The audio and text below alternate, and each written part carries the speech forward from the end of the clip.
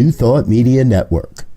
We are a global broadcast network of positive music, media, and entertainment, inspiring humanity's evolution along the journey of enlightenment and creating a world of love, peace, empowerment, and prosperity for all. New Thought Media Network. Positively inspiring.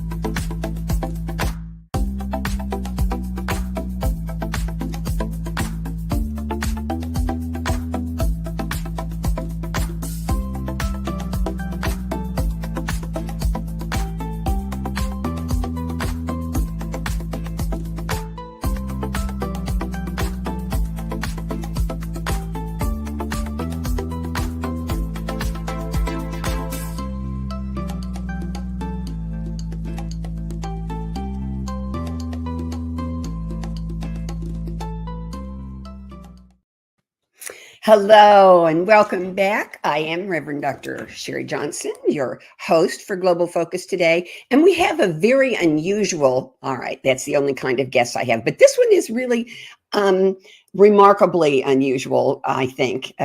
Minister visiting us today, Reverend John Odden, has a focus ministry that his focus is on spiritual care for folks in a health crisis. But how he got there is an amazing story. And the tools he's using are going to blow your mind.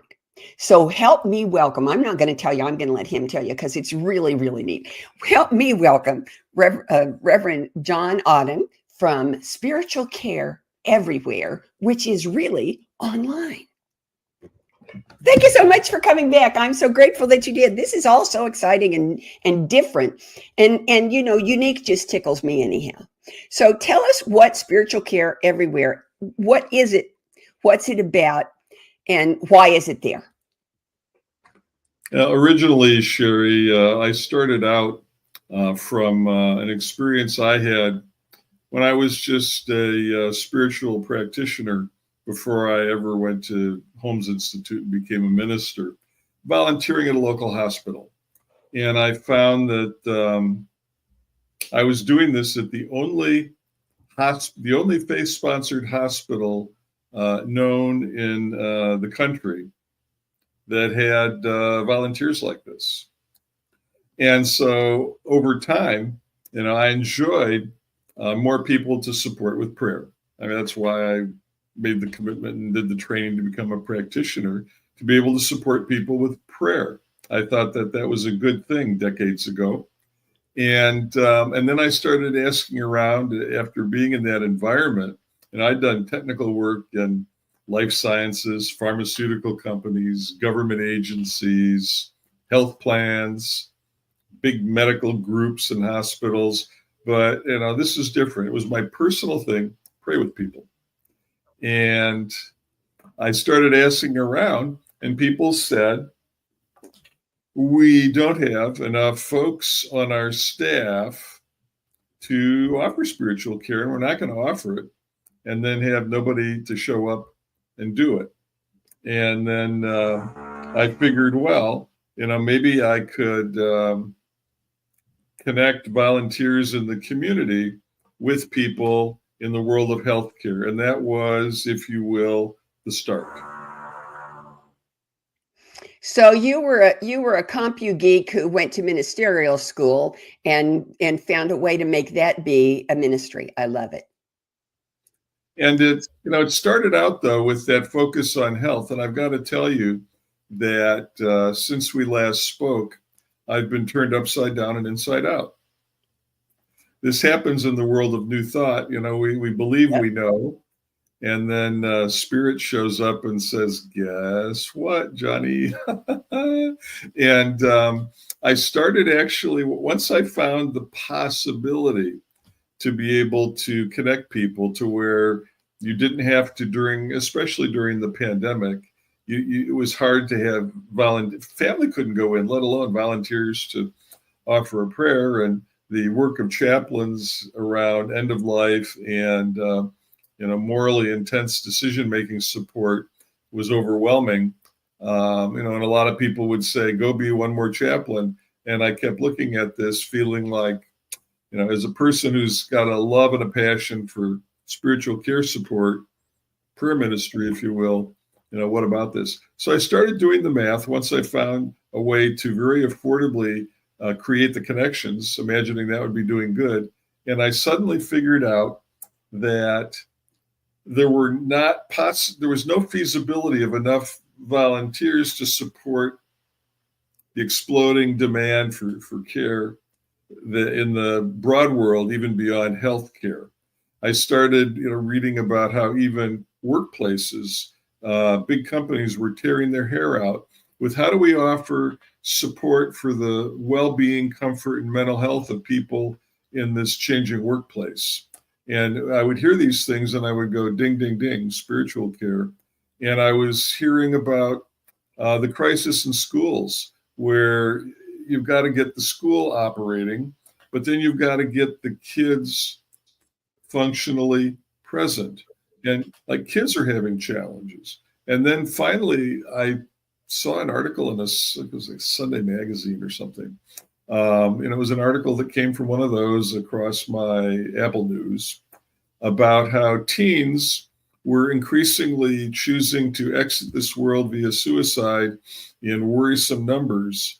And then I quickly realized that the need for this spiritual care everywhere wasn't everywhere in healthcare, that I wrote everywhere when I applied to do this. And I suddenly realized it really is everywhere, and then had to go back and do a rethink. How do we create an on-ramp so people can have some quick support, useful support, shaped to their culture and their background, and not just leave more people to go to desperation and depression? Well, that's a fabulous question. How did you answer it? Well, the thing I looked at is, did we have examples of responsive spiritual care? And I know many of us in Wait, say that term again. Responsive spiritual care. That's a really cool term. I like it. I was trained by many wonderful professors and ministers and prayer leaders that, at least in the New Thought tradition, and let me just say that in some traditions, the prayer might be reading a psalm. Perfectly valid. I have a late mother-in-law who, on top of everything else, would every day pray the rosary. Perfectly good, right? And on the other hand, those things are not everyone. There's actually many faith traditions, and no matter whether people practice in a church or have something they do privately or have a culture, we all have our roots, and we all have some aspect, if you will, of spirituality in our psyche, and how we as humans in this current mix came to here today, now. And spiritual care is just about tending to those beautiful energies and traditions that have brought us forward, broadly considered. And then when the headlines in the world of crisis and the end and whatever negative headlines sometimes get people tipping towards depression, the thing that I realized, that whether it's at work, at home, at school, or going into the hospital for treatment, right?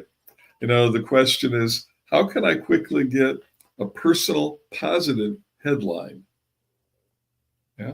And I began to look at, well, is there a way to draw on that library of spiritual care and then come up with a way to adapt and customize some initial responses so that people can have their personal positive headline, if you will, and then to start measuring and talking about that off of the vision that if there was a realization that humanity's at a point where people need a positive spiritual care, that positive personal headline, that then we might see more of a shift back to more people showing up for practitioner training. Not everybody needs to become a chaplain. If we were to train up like chaplains to meet the full need, I think there'd be like half the people would be chaplains or something.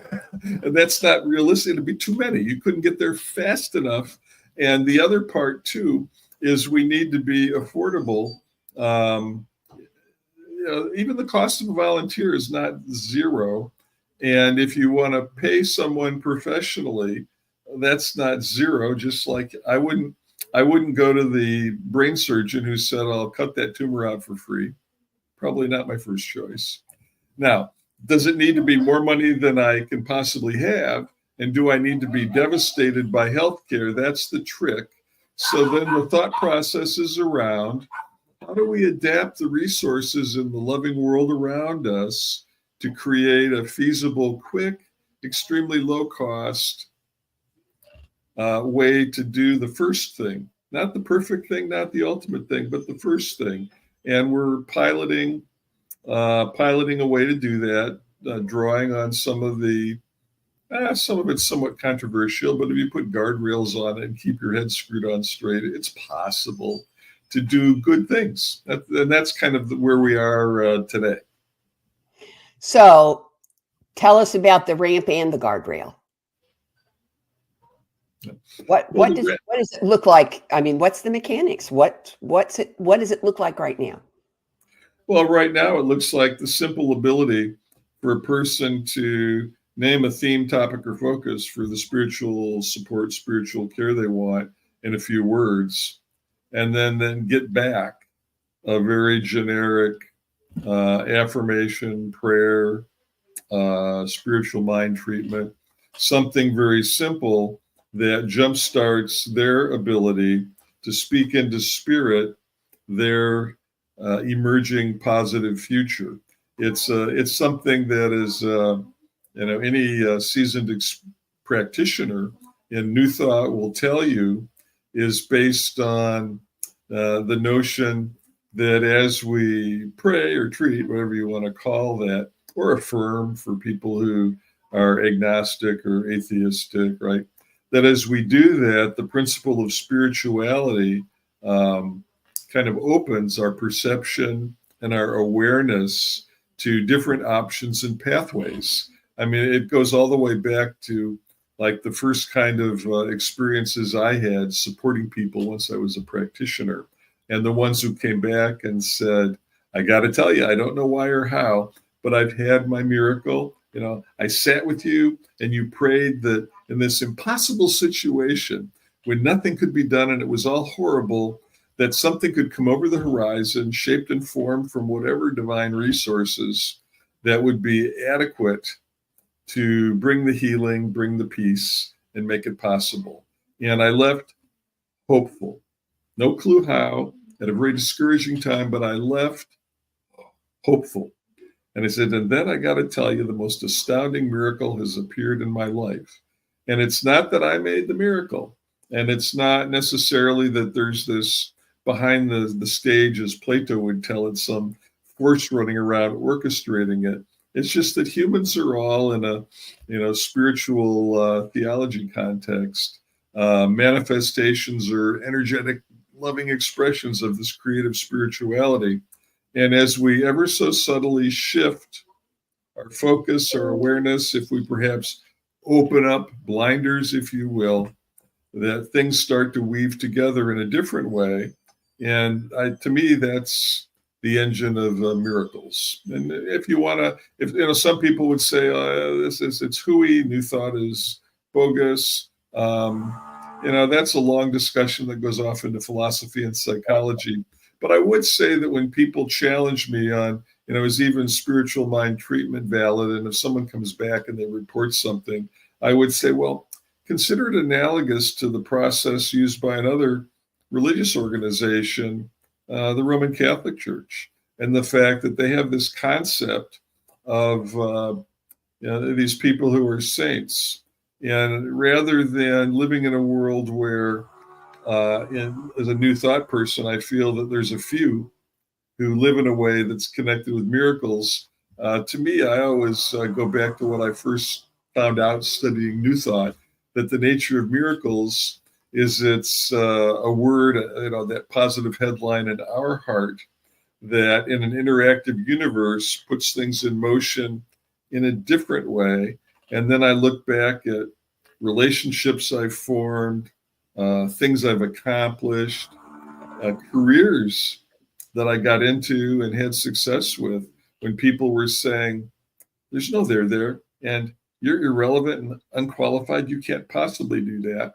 I go, okay, well, whatever. I'll just throw that into my prayers and we will see what happens. And I believe in part it's that see what happens that's worked for me and many people I know who are ministers in New Thought. And so another way to say it, perhaps, Reverend Sharri, is that the goal of spiritual care everywhere is to give people in any setting the kind of a headline that lets them have that same caliber of, it worked even better than I imagined. So let me I confirm my learning by teaching it back. So what I'm hearing you say is that your goal with spiritual care everywhere is to make access to supportive prayer, responsive, I love that word, responsive supportive prayer, pretty much universal, and doing that through the internet. Right. Well, it's funny you should ask. If you'd have asked me 90 days ago, I would have said internet required. And, but part of it is our vision and why we're continuing to front it as a nonprofit rather than chasing money and selling out and going to buy an island or something crazy. I'm just being facetious when I say that. Why we're keeping it as a focus ministry is the idea that it'll be a kind of a white label thing, if you will. It's like you don't go to a building with a big sign on the top that says Visa to get a debit card or a credit card. You go to your bank, and then your bank has their name on the branch, like such and such credit union or whatever it is, and they have their logo on your chip card and so forth, and they provide a website where you log in and you see what you're doing. The idea was to do this in a way, the simple capacity for basic spiritual care everywhere, in a similar kind of a white label where like Visa helps the banks with the card, to help any healthcare entity, any house of worship, any government agency, any employer, any university or school have a capacity to offer immediate, quick, simple, responsive spiritual care, and for them to be able to do it according to the faith choices. I would imagine that there's an Episcopal church where I went to a memorial service recently. They would probably offer preference to an Episcopal focus. I can imagine a government agency would say, well, we can't flog a religious tradition, so we'll let people choose between agnostic, atheist, Catholic, Lutheran, Muslim, Hindu, whatever they might do. And similarly, the other thing we're looking at is, well, what about language? Because especially in like the area where I live, there's a lot of people actually, there's a lot of people who speak Spanish. There's a lot of people who speak Farsi. There's a lot of, ignore politics for a moment. We are a nation here that is still a melting pot. There's many cultures, many languages, and so forth. And the thing that caught our attention once we rethought that we can't possibly make enough person-to-person connections. We know how to do it cost effectively if there were enough connections to be made, right? But then the next thing was like, okay, so we've got to just, without a person at the other end, respond now. And then the next thing we looked at is, well, okay, and can we do it with the cultural focus? Can we do it with the religious choice focus? And then you dig and scrap and sweat on it, and you go, it's possible. So, and then the next thing that happened, though, and this comes back to 60 days ago, there's actually tools available that don't run on the internet, where by the end of 2024, there'll be a version of an internet service that somebody could run like on the company computer, on their laptop even. And so the idea that, wait a minute, we could give people a little resource for a little bit of human support, and we could shrink it down to where they could just have it not only at their fingertips, but even if they're not on the internet. And we don't know how that might play out, but the world is changing so fast. And I think in some ways, humans are at a loss to open up and comprehend and adapt to the good that's there for them, the possibilities that are there to take some small shifts that suddenly result in my life better. And so here's what I'm seeing in that. Remember, I taught college computer science for 35 years. Okay. So that's where my head goes. I'm seeing what you're talking about is a little baby Turing machine, a spiritually directed, spiritually influenced, spiritually expressive Turing machine. You ask it a question and it finds all of the possible answers. So if you say, I'm a Buddhist and I have this situation and I need help with that, and it comes back with the support that you need because it learns from, it's adaptive. That's the word I'm looking for. Not just responsive, but adaptive. Wow. Oh, you give me God bumps. No. A part of it, is a God bump thing, Sharri. But I would also say that part of it is how do we shape and blend technology with people? And as I looked at the ideas that were starting to rumble around in my noggin and try to figure out how to express them, I realized that quite a lot of what I'd done, going back to like my first job, I knew I would need some money to go to college. And so when I was in high school, I would go over to a local university campus and I would try to bum jobs. And a professor in the psychology department had a grant report that he had to write. And he needed somebody to draft a report critiquing all the available computer-based training modules on this big list, all kinds of authors, all kinds of topics, big list. And it would normally be the job for a grad student.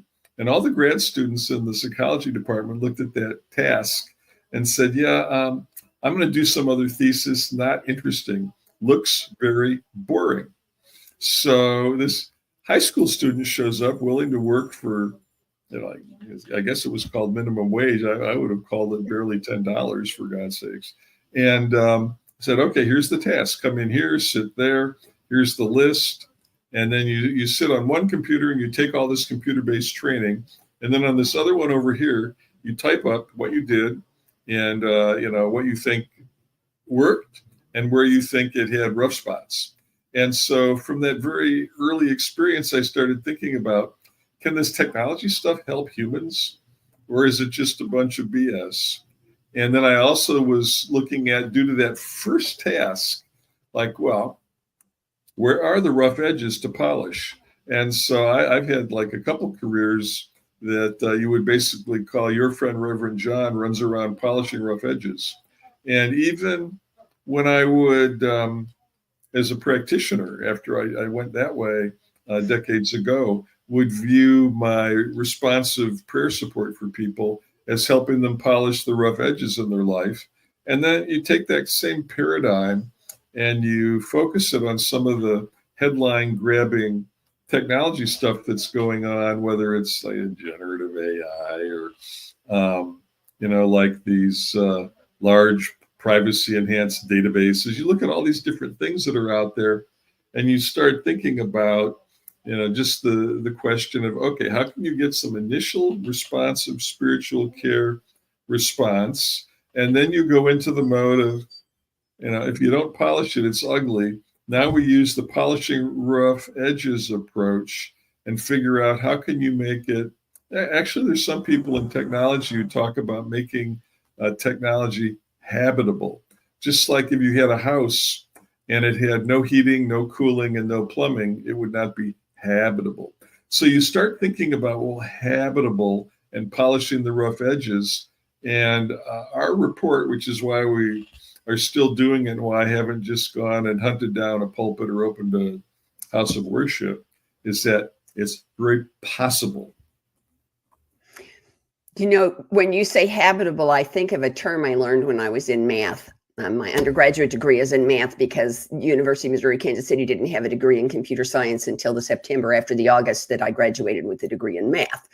So then I had to go back and take all that stuff. But the term they use in math for what you're talking about, polishing the rough edges, is elegant.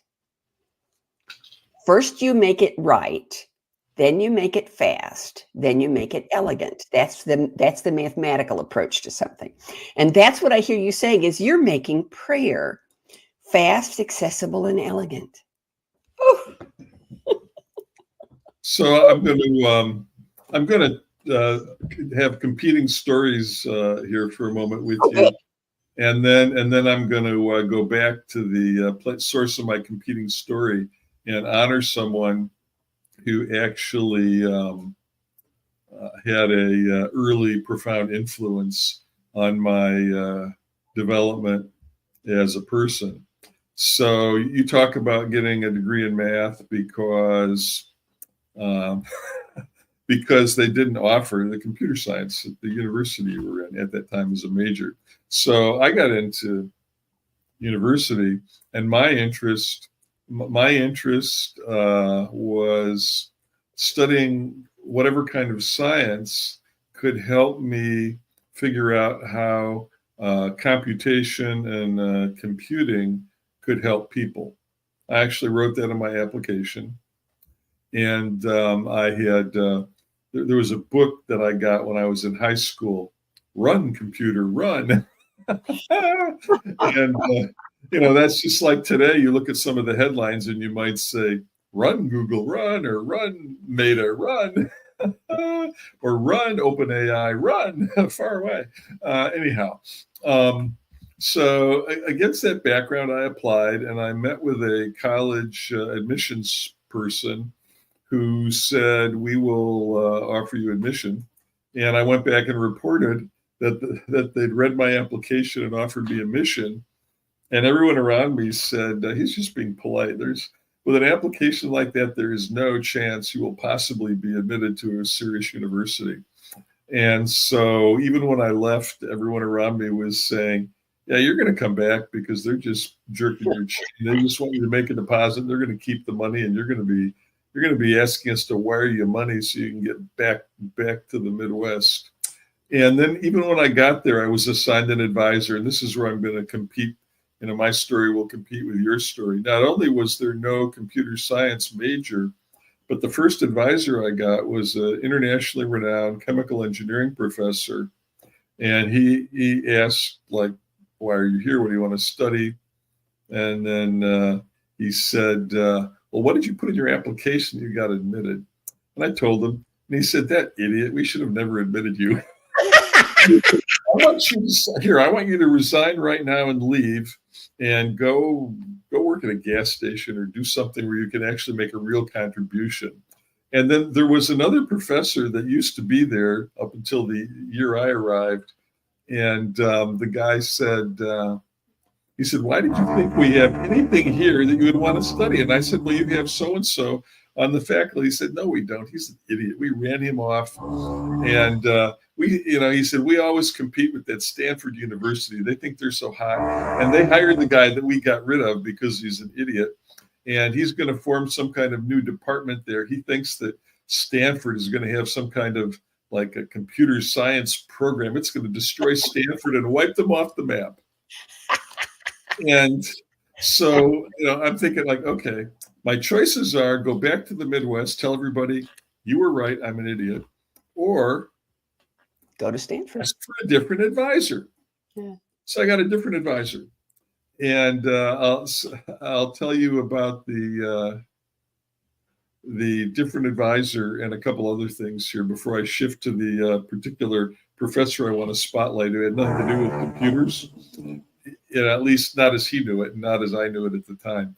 But I got a different advisor, and he asked me what classes I was taking. And some of the classes I was taking, he said, well, those are graduate classes. You don't need to take graduate level classes as a freshman. Why are you doing this?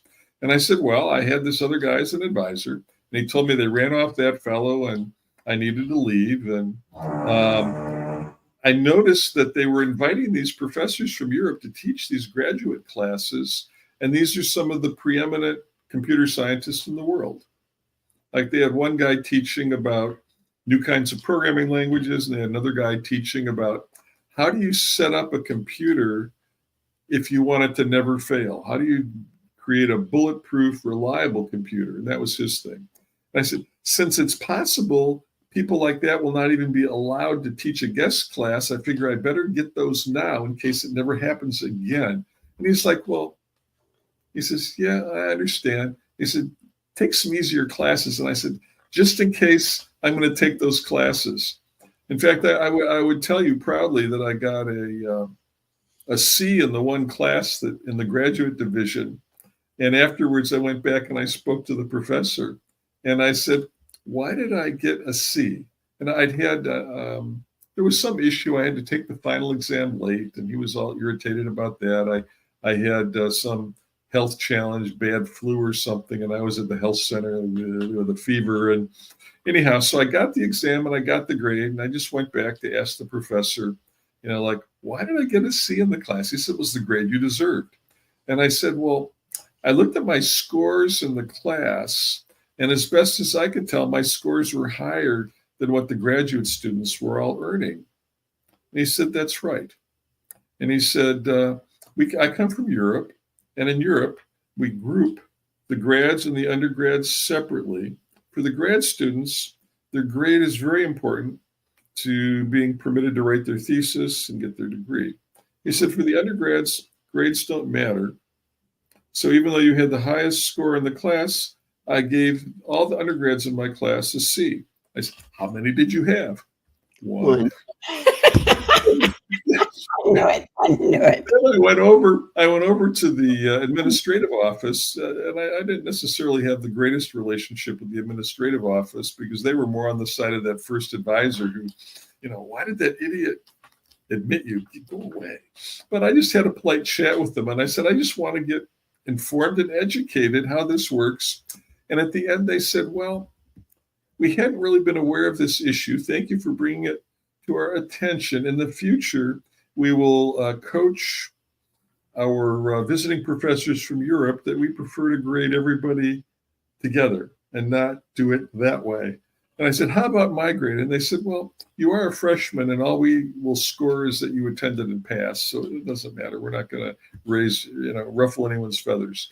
So, you look at the way in academia, back around the time when you and I matriculated, you were at a place where computer science was emerging. I was at a place that was still playing whack-a-mole, trying to exterminate it. And mainly, that's an environment that today, if someone wants to be a professor, they would say, you will have a challenge getting the grant funding to staff your lab, provide support for your grad students, and do your work. It's tough. There's not enough commitment to the National Science Foundation to keep the universities going. And it's a theme, it's a thing. And so in that environment, the people that were playing whack-a-mole on my head felt that people like me were at a risk of diverting financial resources in a serious way, because setting up computer science, having a data center devoted to computer science is a room full of machines. It's not 100 postdoc students and whatnot. And the other thing that then I wanted to, two things. I'm going on a bunny trail, but it could be interesting. Someone might grab something from this. So then I looked at my advisor, my new advisor, as I got to know him. And so he walks me into the data center and points at one of the big mainframe computers and says, "That's mine." And I said, "How did you get it?" And he said, "Oh, the IBM company gave it to me because I'm helping them." And he was here and I didn't even know about it. In, fa- in fact, eventually I realized that I had a note in my inbox when I showed up. The professor I did my first high school project for wrote a note to that guy when he heard that I got out there and said, "Hey, I got this student, you got to offer him a job." And so my new advisor said, "Yeah, oh, you're the guy I've been trying to offer a job to help us use our new computer." And what he was doing with that computer back decades ago was setting it up so that you could ask the computer a question and get back the answer. And they had that working perfectly well decades ago. And then the IBM company came out, looked at it, and said, "This is exactly what we wanted." And then they went back to their Poughkeepsie, New York place, where their big head shed, to do it all over their way so that they could then release the product. And we had it to where everyone was told the answer must come back within a second. And for a really hard question, you can have 5 seconds and then the answer must come back. And so the rumor was that back at IBM, they could get it back usually within 10 hours. It would start to answer the way they did. Versus the thing that was built by the students would, respond in a few seconds because there was also funding from this Department of Defense. And they said, for our applications, it can't be hours, it's got to be seconds. We need the answer now. And then you look at the recent headlines that people are all excited about. And when that came out, I'm like, yeah, sure, familiar with that from way back. But then I want to take a little sideline into something that to me set up this person to turn into Reverend John. I had a class with a professor, H.J. Reiser, R-Y-S-E-R, who was in the field of combinatorics. And he would take a chalkboard and he would work on the chalkboard. And then, at the end of working on the chalkboard, he would say, "Look what we've just done. We've taken a problem that nobody can solve. We've rephrased the problem as something you can express as a matrix of zeros and ones." Any of you computer people out there will hear matrix, zeros and ones, and go, "Aha, a computer could do something with this," even though Professor Reiser didn't have computers. They were still doing whack-a-mole at that college, trying to exterminate them. And he would prove this stuff. And the stuff that he would prove that way was quite often astounding. And I can even remember a final exam where I was on the chalkboard doing something. And, and he said, "You probably don't need to continue with that approach." And I knew that meant that he didn't feel it would work. And I said, "I would wish to continue." And I remember him saying, "You may continue at your own peril." And mind you, Sharri, I needed to at least pass this class to get my degree and graduate. I continued. And then at the end, I never actually worked the whole problem because he wanted you to do a lot of questions in this final. And the final was you walk in his office, he takes the phone off the hook, he gives you a piece of chalk and a blank chalkboard, and he just starts asking you damn tough questions. So I got to the point within the next couple minutes where he said, "That's enough." And I said, "I'm sure this will work." He said, "At this moment, I agree with you. It is a very unexpected, non-standard approach, which amazingly absolutely would work if we did that. But I wish to ask you several other questions." And so my exam went on that way. And then the way he would grade you, it's not like you would go home and you'd get a little thing with your grades. He would sit down and, and within about 45 seconds, he would say, and he said, "And you've earned an A-." And as I look back at what I learned, that if you can rephrase problems in an ultimately simple manner, and then just back off and work with it a little bit, you can oftentimes find an awfully simple, right under your nose answer. And this fellow Professor Reiser was the master at doing that. And yet people in the math major would say, "Yeah, you take his class to go there to, lose your chance for a degree and die," because it was so subtle. And, the discipline needed, it was about the focus, the discipline. And I do believe that in modern life, it's about the focus and discipline, right? It's about, do we turn on a TV and then suck up a lot of headlines that were generated based purely on their ability to grab people's hearts and rip them out of their chest? Or do we want to craft a personal headline around honor, service, goodness, joy, abundance? Do we want to craft that personal headline and then work on our consciousness to open it to the possibility that we live in a loving, responsive universe that will come back with relationships, experiences, resources, and pathways to increase the good? I know we're in the camp that we've got a lot of good, and if humans could put a little bit more time into increasing the good, then the need to obsess over bad headlines and see so many of our colleagues passing depressed and discouraged, we can tip the balance. So what you're saying is that the goal of, to grossly oversimplify, the goal of spiritual care everywhere is to give Hal compassion. Give Hal, from 2001: A Space Odyssey, Hal. They took out him and back it up one letter to the name of the computer. Not so much. That's an overstatement of any ambition or goal. I want to give humans a rapid, possible, quick response in any moment of distress, despair, or challenge. To actually make technology compassionate, some glimmers of that may emerge. Simplification. Huh? I said it was a vast oversimplification, but compassion is the essence of what you're getting at, isn't it? Well, I guess in part it's like doing the social engineering.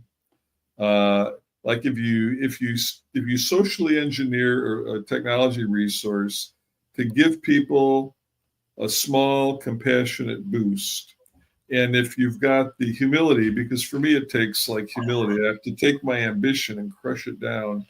If I can, like, what is the smallest personal nugget of a prayerful phrase that will help a person who might reach out when they're at work and a customer, F-bombs them, or they go to the doctor and they get a test, and then they get the test results and it's OMG. What is the quickest, smallest, useful thing that can activate a person to do a little bit better in that moment? And that if we can get into having that happen, and then have what I hope to do of making it possible for the sponsors who put their brand on it, whether it's a house of worship or a health plan, to start looking at where does that help. Then in healthcare, doctors talk about compliance, and when in health plans, when they worry about, we've got a lot of people who've got diabetes or obesity or whatever, any chronic condition. The thing is compliance. And to me, people who can get a little bit of spiritual care support are likely to be just a little bit more compliant.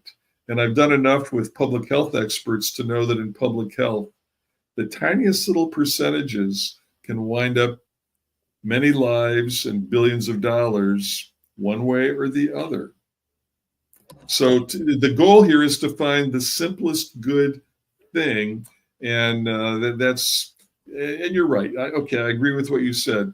Give compassion to Hal. That it's the thought there, and the focus is how can we do the simplest useful thing, because we've created a world that's too complicated to have like the big solution. I haven't seen anyone run out with a big solution that worked. But if we start thinking about that simplest useful thing, will we then find out with even reasons for people to come back to their spiritual community? So image just popped into my mind, and I want to see if it's connected here. When I went off to ministerial school in the previous century, somebody gave me as a gift, as a celebratory gift, a little electronic Bible.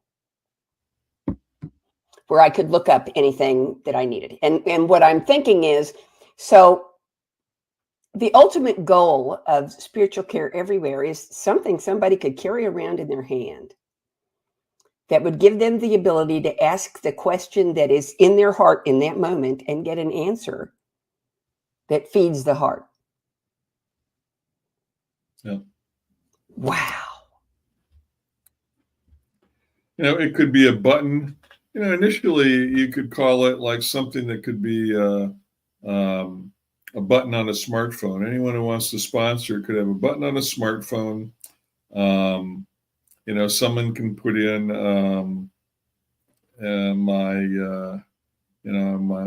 my payroll check didn't arrive, or the rent's due, one of those kinds of things, or I've got a severe tummy ache, and get back just some quick nugget of a response that makes that distress, that moment, a little bit easier. Because if we wait for people to show up at a house of worship and discover that they've got spiritual practitioners or a prayer ministry, if we wait for that to give people any response, too late, too long, too much bad trajectory in life if you wait that long. Or from the point of view of we can't get people access to behavioral health. It takes weeks to months, and we don't have enough behavioral health professionals to help people. The hypothesis, which I wouldn't go say to behavioral health people, they would be probably feeling like I would defund behavioral health with what I'm saying, but I would say not so.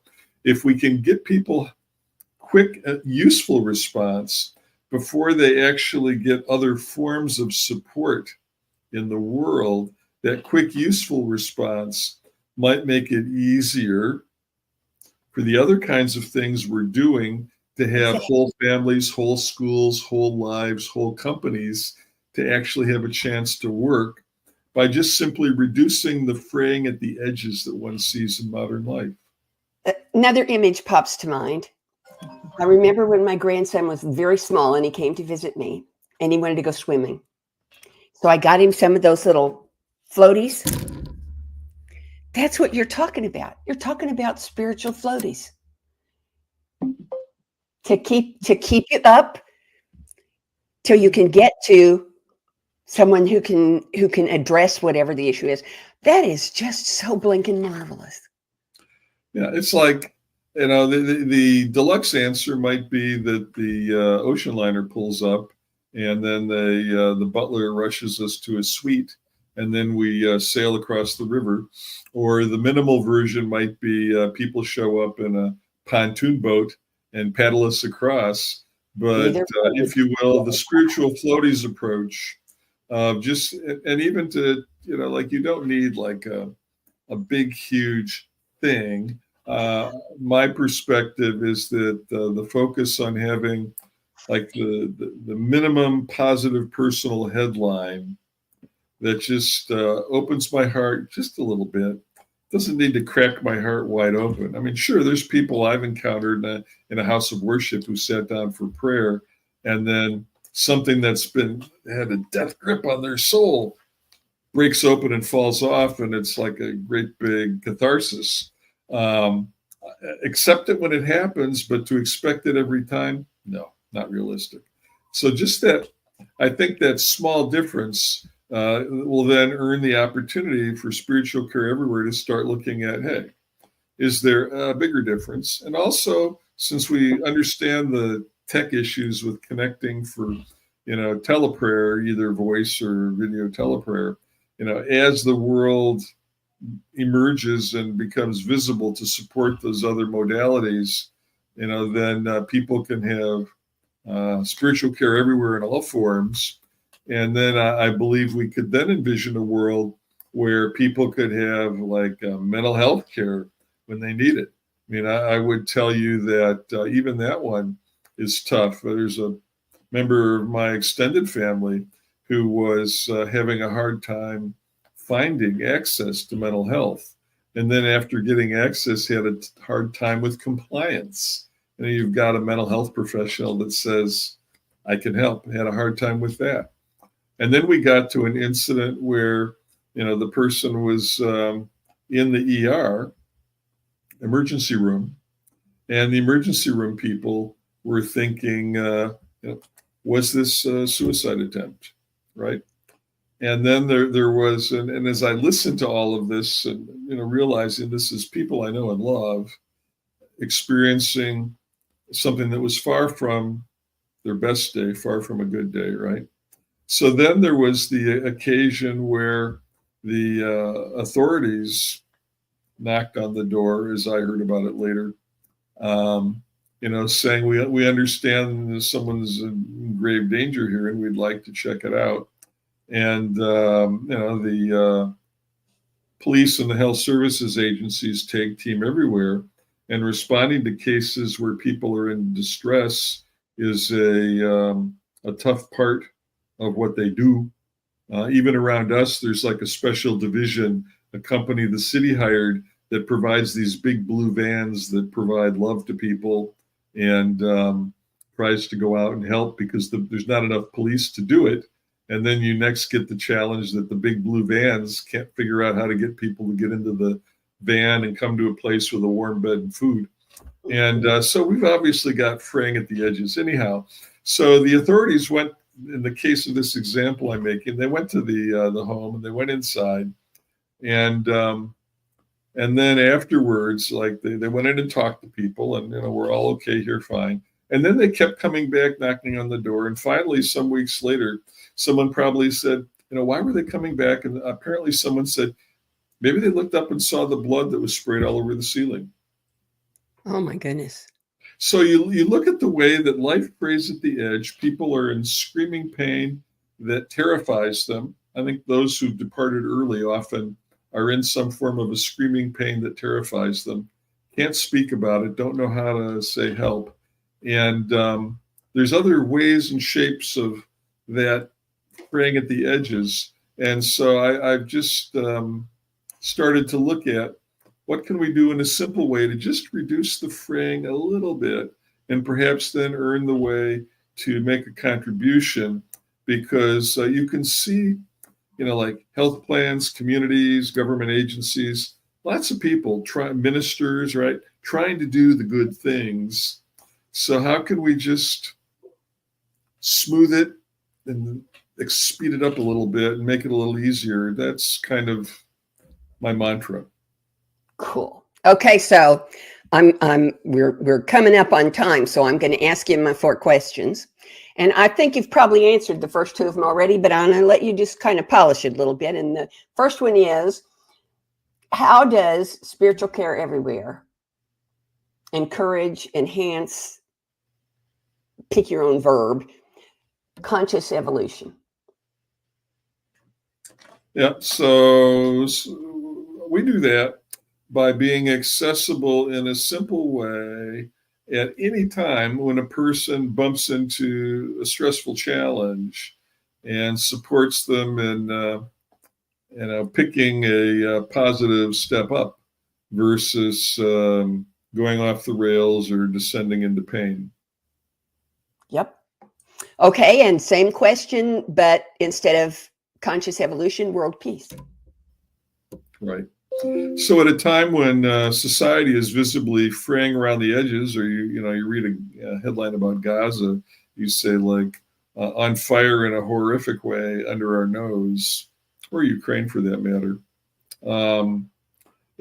By reducing the fraying at the edges, hopefully creating more mental bandwidth around the world to go to the places where we've got larger scale, tough problems that we're failing to solve, but want to solve. Cool. And presuming that everything goes exactly the way you want it to go, every detail, every event, every encounter, every relationship, everything goes exactly the way you want it to go. 10 years from now, what does spiritual care everywhere look like?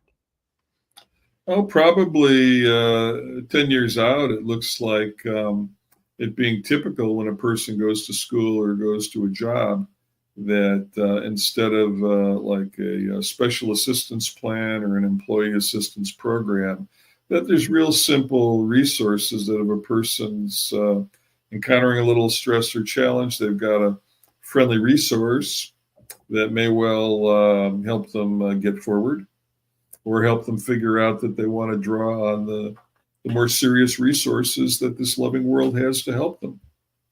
And it's just there. It's just natural. Oh, gosh, I love that. Okay, here's the last question. Will you come back? Love to come back. The first opening I have is Christmas Eve. Can I plug you in? Let's do it. All right. I'll send you an email when it's closer. Oh, thank you, thank you, thank you. This is so exciting and so interesting. And folks, I want you to know next week is going to be wonderful too, because next week our guest is Reverend Dr. Bill Marcioni.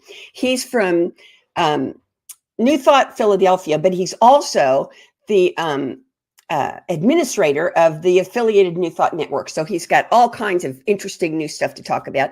Don't miss it. You won't want to miss out. See you then. Have a wonderful week. Amazing,